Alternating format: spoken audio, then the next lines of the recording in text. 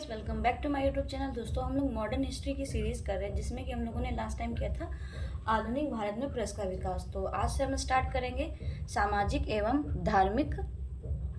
धार्मिक सुधार आंदोलन। तो चलिए शुरू करते हैं आज के क्वेश्चंस। तो आज का पहला क्वेश्चन है, 19वीं शताब्दी क्या है? 19वीं शताब्दी के धर्म एवं समाज सुधार आंदोलनों ने जनसंख्या के जिस वर्ग को मुख्यतः आकर्षित किया वह है, तो वह कौन सा वर्ग है? तो वह वर्ग है बुद्धिजीवी, नगरीय उच्च जातियां तथा उदार रजवाड़े। ठीक है। नेक्स्ट है क्वेश्चन कथन एवं कारण का। तो चलिए देखते हैं कथन और कारण।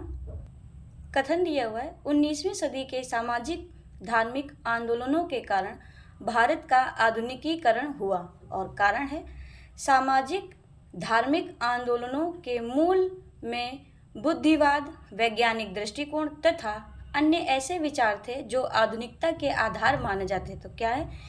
ए कारण और कथन दोनों सही हैं और ए आर की सही व्याख्या करता है। ए की सही व्याख्या आर है। ठीक है, आगे बढ़ते। कुलीन जमींदार, नवीन धनवान व्यापारी, शिक्षित हिंदू मध्यम वर्ग तथा शिक्षित मुसलमान में से वह वर्ग जिसे सर्वप्रथम पश्चिमी सभ्यता ने प्रभावित किया। तो कौन थे? शिक्षित हिंदू मध्यम वर्ग को सर्वप्रथम पश्चिमी सभ्यता ने प्रभावित किया। नेक्स्ट है, भारतीय जागृति का जनक कहलाता है। कौन कहलाते हैं? तो राजा राम मोहन राय भारतीय जागृति का जनक कहलाते हैं। फिर है, भारतीय पुनर्जागरण का पिता कहा जाता है। किन्हें कहा जाता है? तो राजा राम मोहन राय को पुनर्जागरण का पिता भी कहा जाता है। आगे बढ़। फिर क्वेश्चन दिया हुआ है, भारतीय राष्ट्रवाद का पैगंबर माना जाता है। तो किन्हें माना जाता है? राम मोहन रॉय को। किसको माना जाता है? राम मोहन राय को पैगंबर भी माना जाता है। भारत का प्रथम आधुनिक पुरुष माना जाता है। किसे माना जाता है? राजा राम मोहन राय को। किसे माना जाता है? राजा राम मोहन राय को। राजा राम मोहन राय द्वारा स्थापित प्रथम संस्था थी। कौन थी? आत्मीय सभा। कौन थी? आत्मीय सभा। आगे बढ़ते हैं। राजा राम मोहन राय द्वारा ब्रह्म समाज की स्थापना की गई। कब की गई? 1828 ईस्वी में। कब की गई? 1828 ईस्वी में। फिर क्वेश्चन है, राजा राम मोहन राय को राजा की उपाधि दी थी। किसने दी थी? अकबर द्वितीय ने दी थी। किसने दी थी? अकबर द्वितीय ने दी थी। फिर है, राजा राम मोहन राय की समाधि है। कहाँ है? ब्रिस्टल इंग्लैंड में इनकी समाधि। किसकी समाधि इंग्लैंड में है? राजा राम मोहन राय की। आगे बढ़ते हैं। क्वेश्चन है, Calcutta Unitarian committee tabernacle of new डिस्पेंसन तथा इंडियन रिफॉर्म एसोसिएशन में से केशव चंद्र सेन का संबंध है। तो किससे है केशव चंद्र का संबंध?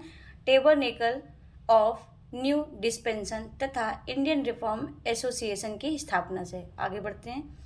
भारतीय ब्रह्म समाज के संस्थापक थे। तो केशव चंद्र सेन। कौन? केशव चंद्र सेन।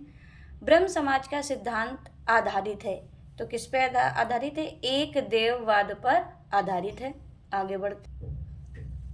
बाल विवाह, सती प्रथा, पाश्चात्य शिक्षा तथा मूर्ति पूजा में से वह जिसका विरोध राजा राम मोहन राय ने नहीं किया था। तो पाश्चात्य शिक्षा का राजा राम मोहन राय ने विरोध नहीं किया था। क्यों नहीं किया था आप बताइएगा, मैंने पीछे इसके बारे में भी क्वेश्चन कराया है। ब्रह्म समाज के बारे में सही कथन है। तो क्या सही कथन है? इसने मूर्ति पूजा का विरोध किया, धार्मिक ग्रंथों की व्याख्या के लिए इसने पुरोहित वर्ग को अस्वीकार किया। नेक्स्ट क्वेश्चन है,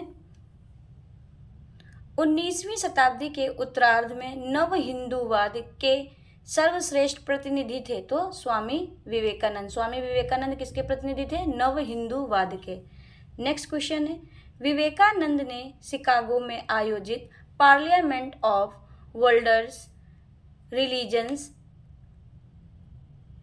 यहाँ वर्ल्ड्स लिखा है, वर्ल्ड्स रिलीजन्स में भाग लिया था। तो कब लिया था? 1839 ईस्वी में लिया था। कब लिया था? 1839 ईस्वी में विवेकानंद ने शिकागो में भाग लिया था। क्या नाम था उसका? Parliament of worlds religions. कब? 1893। तो ये था आज का वीडियो पसंद है तो प्लीज़ चैनल को लाइक करें, कमेंट करें, शेयर करें। साथ ही साथ चैनल को सब्सक्राइब करना ना भूलें। मिलते हैं इसके नेक्स्ट पार्ट में, नेक्स्ट वीडियो में। Thanks for watching, stay tune.